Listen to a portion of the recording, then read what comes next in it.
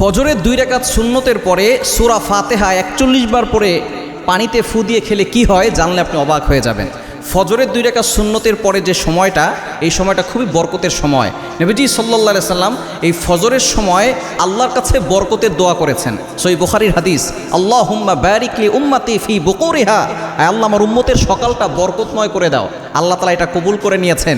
এজন্য ফজর হচ্ছে বরকতময়। যে ফজর পড়ল সে তার জীবনে বরকত নিয়ে আসলো। এজন্য ফজরের নামাজে 2 রাকাত সুন্নতের পরে আপনি যদি সূরা ফাতিহা 41 বার পরে পানিতে ফু দিয়ে খেতে পারেন, আল্লাহ তাআলা আপনার রোগ দূর করে দিবেন। অনেকে জটিল ও কঠিন রোগের ভিতরে আক্রান্ত, অনেক ধরনের চিকিৎসা নিচ্ছেন কিন্তু কোনো কাজ হচ্ছে না।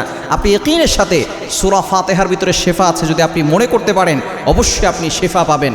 নবীজি সাল্লাল্লাহু আলাইহি সাল্লাম নিজে জানিয়ে দিয়েছেন এই সূরা ফাতিহার আরেকটি নাম হচ্ছে শিফা।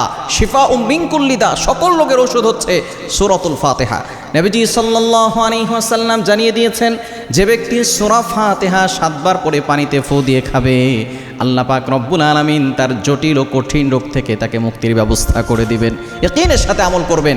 আপনি সূরা ফাতিহা ফজরের 2 রাকাত সুন্নতের পরে ফরজের আগে প্রথমে 3 বার দুরূদ শরীফ পড়বেন, এরপরে সূরা ফাতিহা আপনি 41 বার পড়বেন, এরপরে আবারও 3 বার দুরূদ শরীফ পড়ে পানিতে ফু দিয়ে ওই পানিটা আপনি খাবেন। আপনার জটিল ও কঠিন রোগ দূর হবে। আপনার ঘরের ভিতরে পানিটা ছিটিয়ে দিবেন, আল্লাহ তাআলা ঘরের অভাব দূর করে দিবেন, ঘরের বিপদ দূর করে দিবেন, ঘর থেকে আল্লাহ তাআলা বালা মুসিবত দূর করে দিবেন।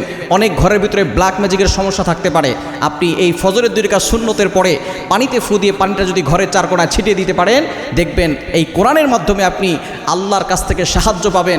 আপনার ঘর থেকে সকল বিপদ আপদ দূর হয়ে যাবে।